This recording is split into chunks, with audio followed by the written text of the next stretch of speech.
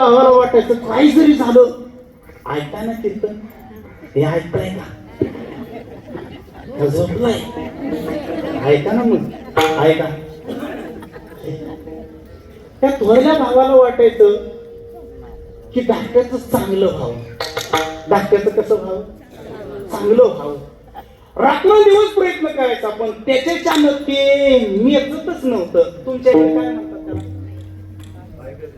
त्याला तुमच्याकडे ऐकत एक बारामतीची माणसं ऐकत नव्हतं त्याला ते ऐकत काही केला प्रयत्न भरपूर पण ऐकतच नव्हतं एक दिवशी काय झालं त्यानं शिखर महाराजांना त्यांच्या घरी भजनाला बोलावलं आता शिखर महाराज म्हणजे काय ताकदवान माणूस माझ्यासारखा उद्बत्ती छाप नाही आमच्या मांड्यामध्ये शिकाऱ्याच्या कांड्या ते तब्येतवान भजनाला बोलावलं महाराज भजनाला बोलावल्यानंतर शेखर महाराजांनी सुंदर भजन करायला दारात घरामध्ये एकादशीचा दिवस होता पवित्र महिना होता पवित्र दिवस होता आणि सकाळ सकाळ भजनाला बाबा गेले बाबा सकाळी 9 वाजता 10 वाजता भजनाला गेले सुरुवात करणार भजनी मंडळी आलेली त्यानं पाहिली की त्यानं जी दुम ठोकली ती कुठं डायरेक्ट बारामध्ये निघून गेला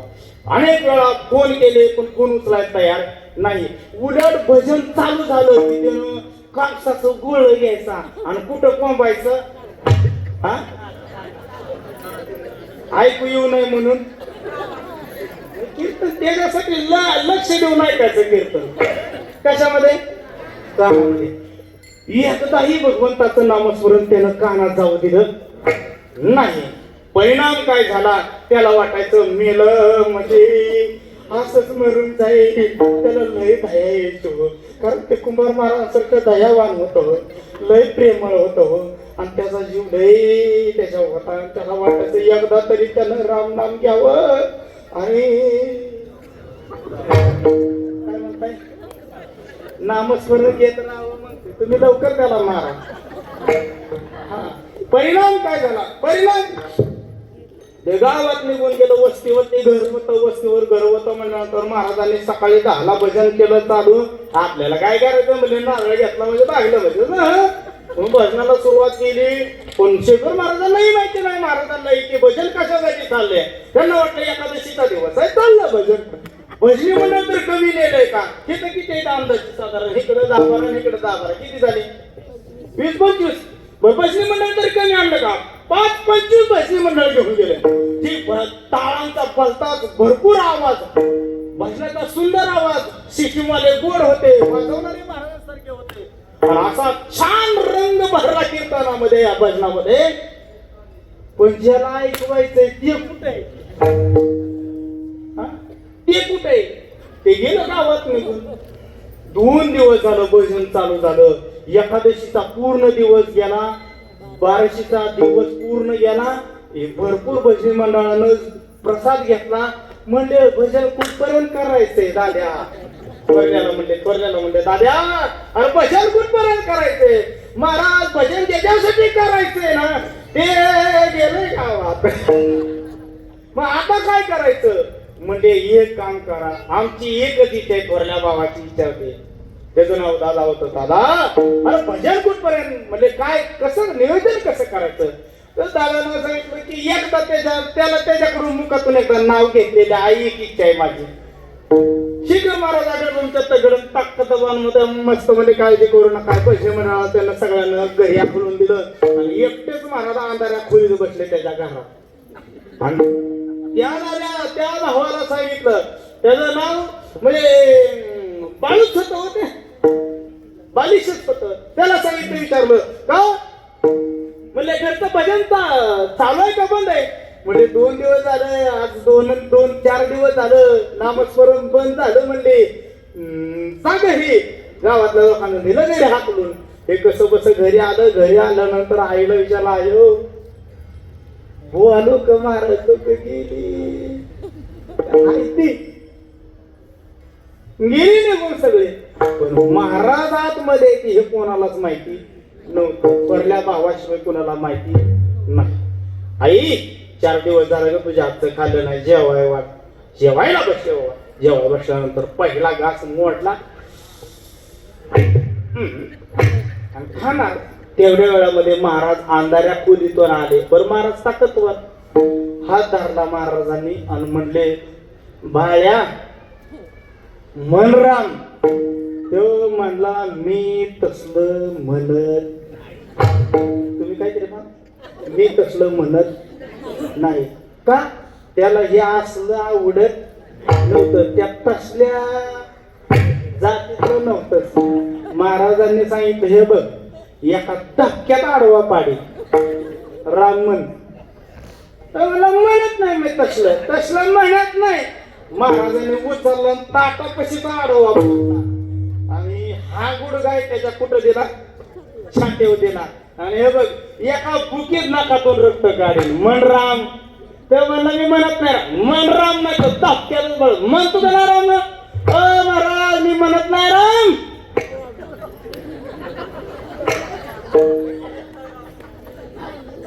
काय तुम्ही महाराज मी म्हणत नाही राम. महाराज म्हणले, माझं झालं काम. झालं. त्याच्या मुखातून आल्यानंतर महाराजांनी घरी दरवाजातून बाहेर निघाले. भावाची दोरला, भावाची वेळ झाली.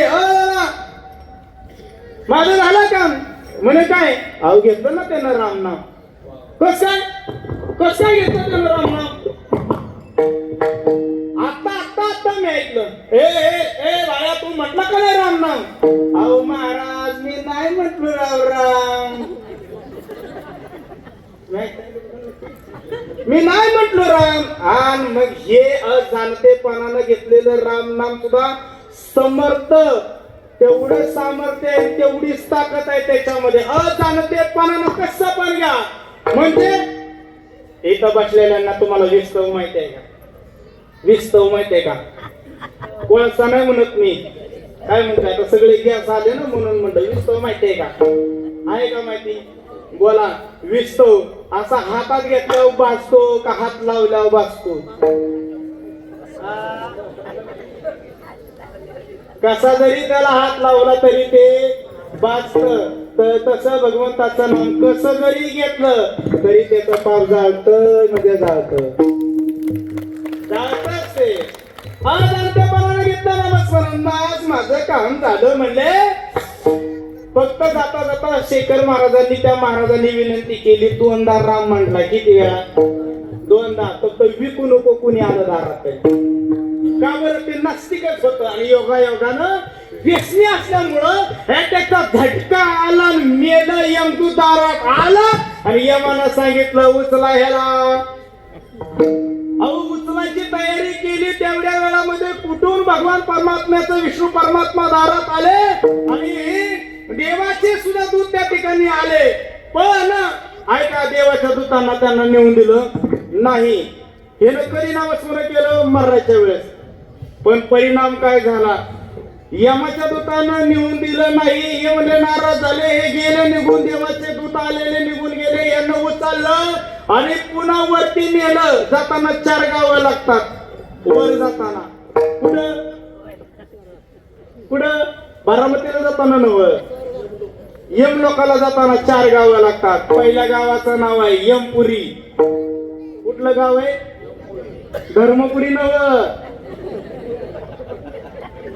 पहिलं गाव यमपुरी. दुसरं गाव स्वर्ग. तिसरं गाव आहे ब्रह्मपुरी. आणि 4थं गाव आहे जिथं तुकोबराय गेले, वैकुंठ. मग महाराज अहो यमाच्या यमदूतांना उचलून नरकात आणलं. तिथं गेलं की लेखाजोखा करायला सुरुवात केली. बोल बारामतीत गेला होता. कुणा कुणाचं वाटोळं केलं, कुणा कुणाचं चांगलं केलं, कुणा कुणाला चांगलं बोलला, कुणाला वाईट बोलला. किती लोकांना लुटलं कोरोनाच्या काळात. कुणाला डबल इंजेक्शन दे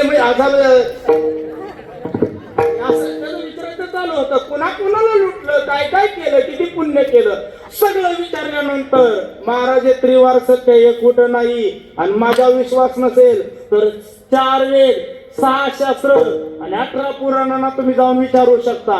हे घर आहे का? हे घरच आहे. हात जोडून प्रार्थना करत होता. कोण? तो मेलेला.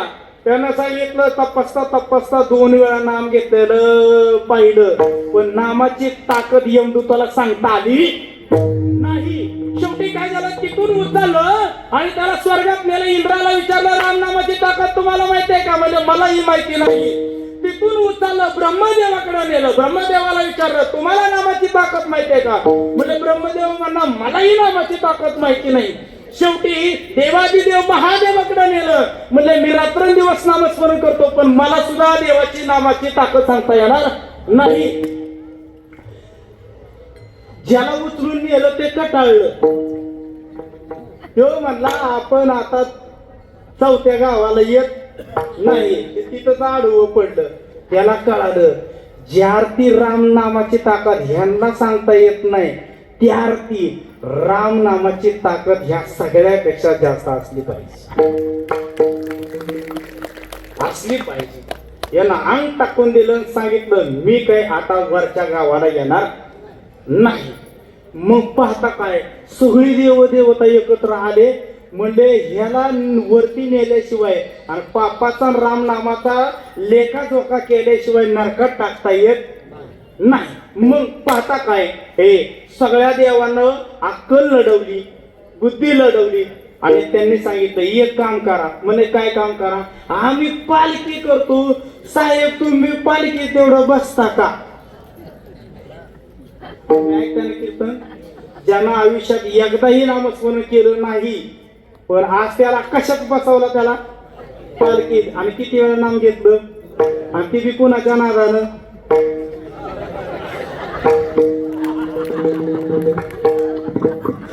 कुणाच्या नावानं? मरेपर्यंत तुम्हाला माहिती करता सांगतो, हे साहेबाची संगत कराल, आमदाराची संगत कराल, मोठ्या अमक्या तमक्याची संगत कराल, पण एकदा वारकऱ्याची संगत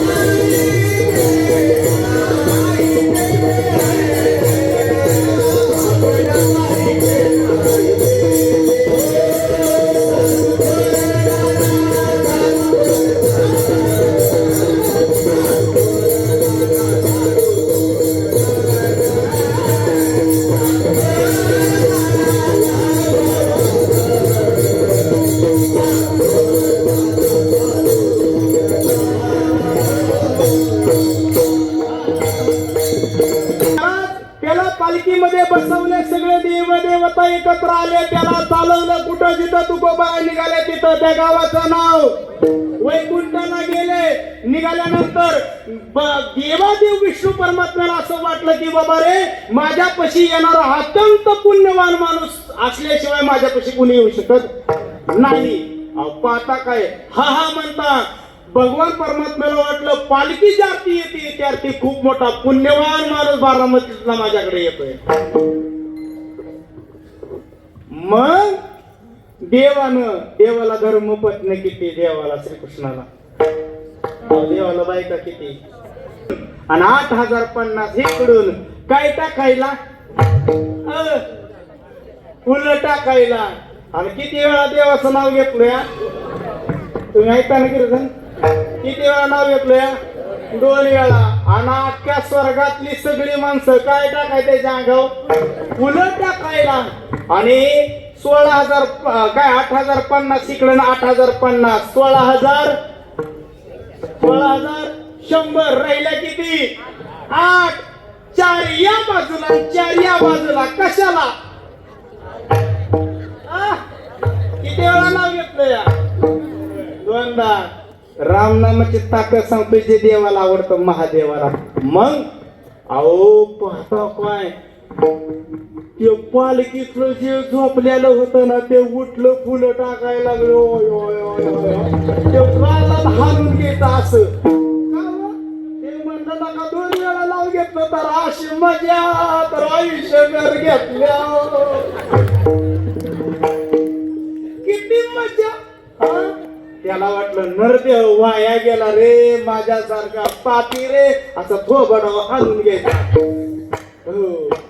मग ते पालखी जशी जवळ आली तसं भगवान परमात्म्यानं सिंहासन सोडलं, पंचारती ओळायला सुरुवात केली. तिथं विचारलं, वैकुंठामध्ये तुकोबराय शेजारी बसले होते भगवान परमात्मा. नाव घेतलंय, तुकोबरांना माहिती होतं, संतांना माहिती आहे. तू आता इथं बसल्यानंतर घरी जाईपर्यंत काय होतं हे जर कोणाला कळत असेल ना तर ते फक्त आणि फक्त आमचं संत मायबापाने. महाराज देवाला सुद्धा वळायला सुरुवात केली, पुष्पवृष्टी करायला सुरुवात केली. तेवढ्या वेळामध्ये विचारलं काय यानं केलं, का आणलं यांना, म्हणलं यानं दोनदा राम नाम घेतलं, ती ताकद आम्हाला माहिती नाही, त्याचं सामर्थ्य आम्हाला माहिती नाही, तेवढं रामनामाची ताकद सांगा. भगवान विष्णू परमात्म्याने सुद्धा सांगितलं, मलाही रामनामाची ताकद सांगता येणार नाही. का? तू बरोबर साक्षीदार आहे. काय? तुझ्या नामाचा महिमा तुझं न कळे मेघश्यामा.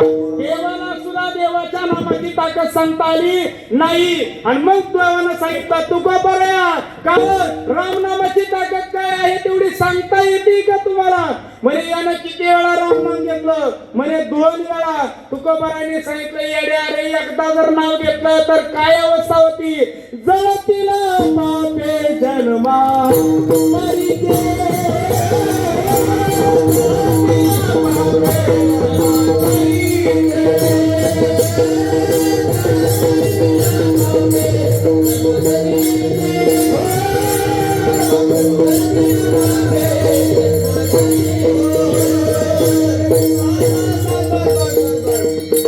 नाम संकीर्तन मन साधन सोपे झळतील पापे.